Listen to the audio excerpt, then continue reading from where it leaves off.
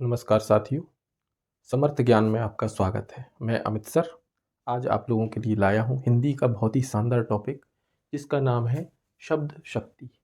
जैसा कि मेरे पास डिमांड आ रही थी, स्टूडेंट्स को काफ़ी परेशानी इस चीज़ में आ रही थी कि सर शब्द शक्ति समझाइए, शब्द शक्ति की भाषा समझ में नहीं आ रही है या किताबों में जो भाषा है वो बहुत ही थोड़ी कठिन है भाषा है। तो आज मैंने प्रयास किया है सरल शब्दों में शब्द शक्ति को समझाने का। तो मेरे इस प्रयास की सराहना के लिए आप मेरे चैनल से जुड़ें और मुझे सब्सक्राइब भी करें, क्योंकि आगे मैं बहुत सारे टॉपिक ग्रामर के, चाहे वो हिंदी के ग्रामर हो या इंग्लिश की ग्रामर हो, सभी ग्रामर की मैं बहुत ही सरल भाषा में एक-एक टॉपिक बाई टॉपिक में सारे लेसन बनाऊँगा। तो आप मुझे मेरे साथ जुड़े रहिए और मेरे इस नॉलेज, इस ज्ञान का जो है लाभ उठाएँ और आगे भी मुझे थोड़ा मोटिवेट करें ताकि मैं आप लोग के लिए और अच्छी-अच्छी वीडियो बना पाऊँ और ताकि मैं बहुत सारी चीज़ों को बहुत सरल तरीके से समझा पाऊँ। तो आइए शुरू करते हैं। इसके इसके साथ ही देखो, सबसे पहला जो टॉपिक है, जो फर्स्ट, तो इसमें मैंने लिया है शब्द शक्ति। तो चूँकि इस जो मेरा चैनल है जो 9 से 12 तक के लिए स्टूडेंट्स के लिए बहुत लाभकारी है, साथ ही जो स्टूडेंट्स कॉम्पिटिशन की तैयारी कर रहे हैं उनके लिए भी ये चैनल बहुत ही लाभप्रद रहेगा, बहुत ही उनको फ़ायदा पहुँचाएगा। और मैं समझता हूँ कि जितना मुझे एक्सपीरियंस है उस हिसाब से मैं आप लोगों के लिए बहुत मददगार साबित हो सकता हूँ। तो प्लीज़ आप लोग मेरे साथ जुड़े रहिए और मेरे चैनल को सब्सक्राइब करके और शेयर भी कीजिए, ताकि उन बच्चों तक भी मेरे चैनल की बात या मेरे चैनल के माध्यम से ज्ञान पहुँच सके, समर्थ ज्ञान के माध्यम से ज्ञान पहुँच सके उन स्टूडेंट्स के पास जिनके पास कोई सुविधा नहीं है, जो कोचिंग नहीं जा सकते या जिन पे पैसा नहीं है, जो कोचिंग नहीं लगा सकते हैं। तो ऐसे बच्चे ना मेरे चैनल से जुड़ें और कोई भी समस्या आती है तो आप मुझे कमेंट्स में बता सकते हैं कि सर यहाँ ये समस्या आई है या इसको और क्लियर करो, तो मैं वो भी करने का प्रयास करूँगा। तो साथियों, आज से हम शुरू कर रहे हैं अपना समर्थ ज्ञान चैनल जो प्रारंभ कर रहा हूँ मैं। तो उसका पहला टॉपिक है शब्द शक्ति। तो शब्द शक्ति जैसा कि हमने टॉपिक लिया है, तो इसका अर्थ होता है कि शब्दों के अर्थ का बोध कराने वाले अर्थ व्यापार को शब्द शक्ति कहते हैं। अभी थोड़ी बुकिश लैंग्वेज है, ये एक किताबी भाषा है कि शब्दों के अर्थ का बोध कराने वाले व्यापार। तो यहाँ पर इसका अर्थ ये है कि शब्द शक्ति के माध्यम से हम शब्दों के अर्थ को जान पाते हैं कि ये शब्द का अर्थ किस प्रकार का है। जैसे कि शब्द बताए गए हैं, 3 प्रकार के शब्द बताए गए हैं, जैसे कि यहाँ पे दिया हुआ है। पहला है वाचक शब्द एंड दूसरा लक्षक, तीसरा व्यंजक। तो शब्दों को 3 प्रकार के बताया गया है, वाचक, लक्षक एंड व्यंजक। तो वाचक से यहाँ अर्थ होता है कि सीधा-सीधा सरल अर्थ वाला जो शब्द है वो वाचक है। और लक्षक का अर्थ है कि जब हम किसी को लक्ष्य बनाते हुए जब कोई बात करें या तो वो लक्षक हो जाती है। और व्यंजक में क्या होता है कि बात व्यंजना में या व्यंग में चली जाती है। जैसे बात कोई कही कुछ जाती है लेकिन उसका अर्थ कुछ और निकलता है। तो ऐसी स्थिति में जब शब्द के अर्थ 3 प्रकार के बताएँ तो फिर शब्द शक्ति भी 3 प्रकार की बताई। तो हमारा टॉपिक अब यहाँ से शुरू होता है कि शब्द शक्ति 3 प्रकार की होती हैं। तो पहले तो हमने जो बता दिया है कि शब्दों के अर्थ का जो ज्ञान है या शब्दों के अर्थ को हम जिसके माध्यम से समझ पाते हैं वो शब्द शक्ति होती है। शब्दों के अर्थ को समझाने वाली विधि को या शब्दों के अर्थ को समझाने वाले कारक को हम शब्द शक्ति कहेंगे, या बोध जो करा दे हमें शब्द का अर्थ, वो शब्द शक्ति है। तो यहाँ पर शब्द शक्ति 3 प्रकार की होती हैं। पहली है अभिधा शब्द शक्ति, दूसरी है लक्षणा शब्द शक्ति एंड तीसरी है व्यंजना शब्द शक्ति। तो आइए आज हम इनको जानते हैं। पहली अभिधा शब्द शक्ति, तो इसका अर्थ होता है सरल सीधी बात। जैसे मैं बकता हूँ और आप श्रोता हो। तो अगर मैं अपनी बात को कहूँ, अगर मैं श्रोता से कोई बात कहूँ कि वो भी सीधी-सीधी ऐसी बात कहूँ कि मैं एक टीचर हूँ या मैं एक अध्यापक हूँ, तो जैसा मैंने कहा वैसे ही आपने सुना। तो ये हो गया हमारी अभिधा शब्द शक्ति के, जब कहने वाले की बात को जब सुनने वाला सीधा-सीधा ग्रहण कर लेता है, उसमें कोई भी उसको दूसरे अर्थ की आवश्यकता नहीं पड़ती है, बात तुरंत समझ में आ जाती है, जैसी कही वैसी उनको समझ में आई। जैसे मैं दूसरा वाक्य बोलूँ कि गाय घास खाती है, तो गाय घास खाती है से अर्थ जैसे मैंने बोला वैसा आपने समझ लिया। तो ऐसी जब चीज़ होती है, ऐसी जब वाक्य बोला जाता है जिसको सामने वाला बोलता है वही का वही अर्थ जब सुनने वाला ग्रहण कर लेता है, तो अभिधा या सरल, जिसको हम कहते हैं सरल। जैसे आपने सुना होगा कि कुछ लोग होते हैं कहते हैं भाई यार घुमा फिरा के समझ में नहीं आता यार, सीधी-सीधी बात बोलो। तो सीधी-सीधी बात बोलने का मतलब जैसा भी बिल्कुल साफ-साफ बोलना है, क्लियर, कि मैं अध्यापक हूँ और आपने भी समझ लिया कि ये अध्यापक है। तो यहाँ तक ये अभिधा होगी। तो ऐसी बात, ऐसे वाक्य जो कोई वक्ता कहेगा और उसका वही का वही अर्थ सामने वाला ग्रहण कर लेगा। तो सचिन एक महान बैट्समैन है या बल्लेबाज है, तो जैसा मैंने बोला उसने कहा हाँ ठीक है, वो इसने ग्रहण कर लिया तो ठीक है। वो फिर, या मैं स्कूल जा रहा हूँ मैंने बोला और सामने वाले ने उस चीज़ को समझ लिया, तो वो अभिधा शब्द शक्ति के अंतर्गत आ गई। कहने मतलब वक्ता द्वारा कही हुई बात को जब श्रोता वैसा का वैसा समझ लेता है तो वो अभिधा शब्द शक्ति के अंतर्गत आ जाती है। इसके 2 उदाहरण हमने लिखे हैं। मैं एक अध्यापक हूँ, गाय घास खाती है, तो सिंपल है।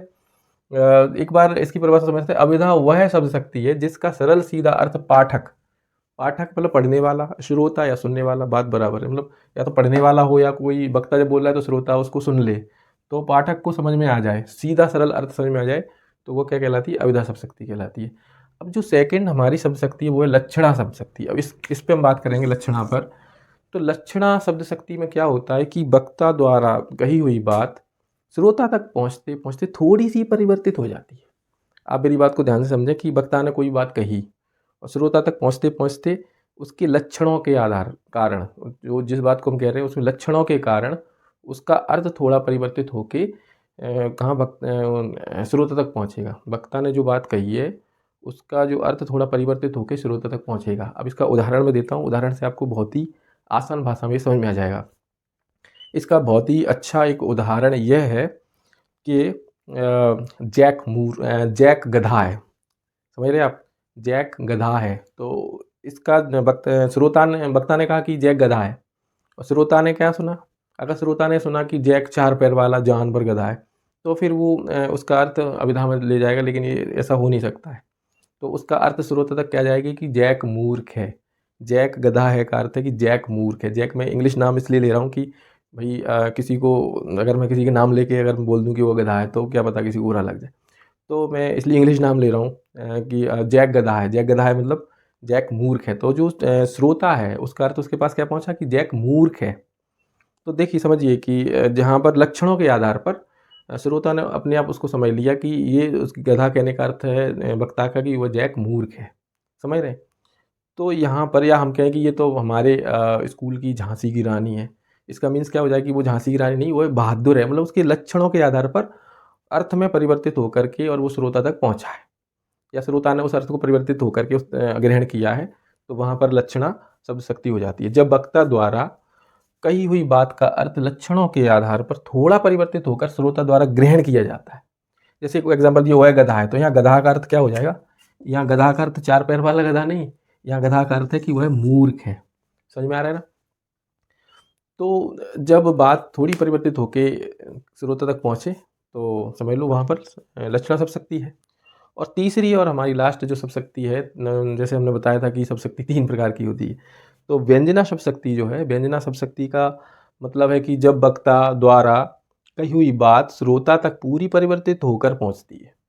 वक्ता द्वारा कही हुई बात जब श्रोता तक पूरी परिवर्तित होकर पहुंचती है तो वह व्यंजना शब्द शक्ति कहलाती है। अब इसका एक बहुत ही अच्छा उदाहरण है कि मान लो एक नौकर है और वो दुकान पर काम कर रहा है किसी सेठ जी के यहाँ पर, और अब उसको जाना है घर, शाम हो गई है, तो वो बोलता है सेठ जी, यूँ क्या बोल देगा सेठ जी, संध्या हो गई, क्योंकि वो डायरेक्ट नहीं कह पाएगा, तो उसने क्या कहा सेठ जी संध्या हो गई।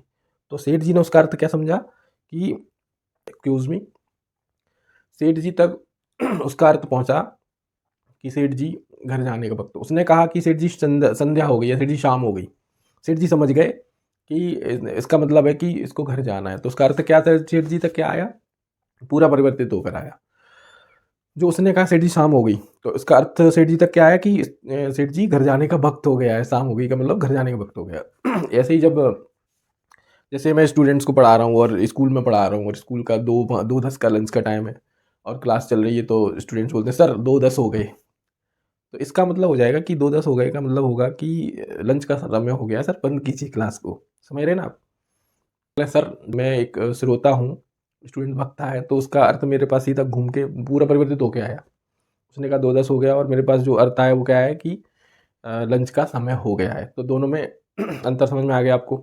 जब बात पूरी तरह से परिवर्तित होकर श्रोता ग्रहण करता है तो वहाँ पर व्यंजना शब्द शक्ति होती है।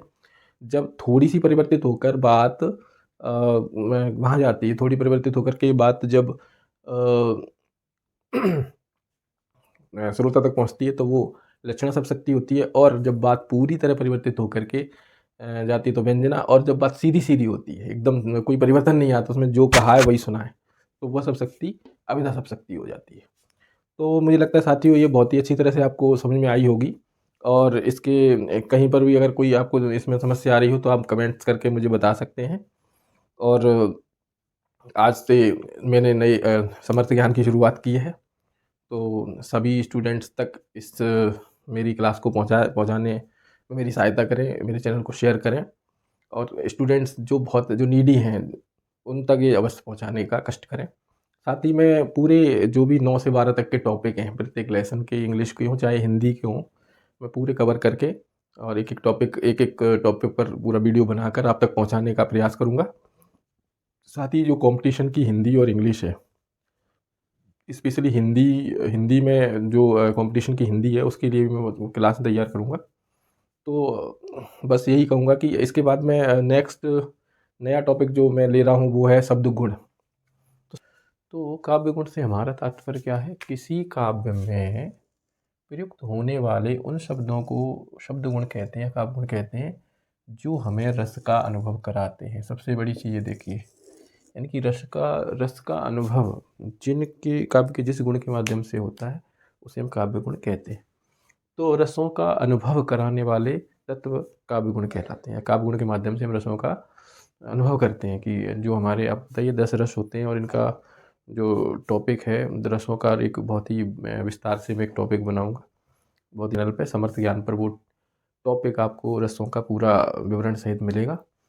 तो जो रस होते हैं, रसों का जो हमें बोध कराता है वो शब्द गुण होते हैं। के होते हैं शब्द गुण कितने प्रकार के होते हैं? 3 प्रकार के होते हैं। पहला जो शब्द गुण है उसको बोलते हैं माधुर्य गुण। कौन सा गुण है?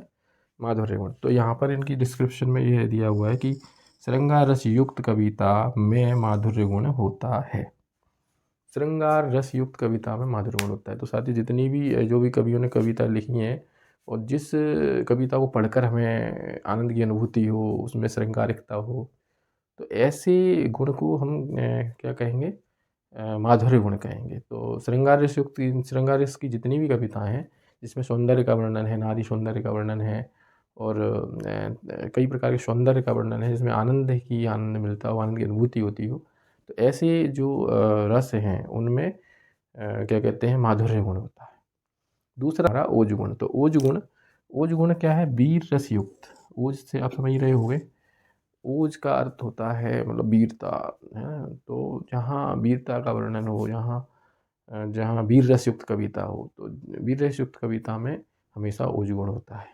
तो इसके उदाहरण भी हम साथ में लिख सकते हैं। जैसे मान लो कि यहाँ पर माधुर्य गुण का उदाहरण आ जाए तो हम कोई भी श्रृंगार का उदाहरण दे सकते हैं। जैसे राम का रूप निहारती जानकी, कंकन के नक्की परछाई, याते सबे सुधि भूल गईं, कर टेक रहीं पलटारत नाहीं।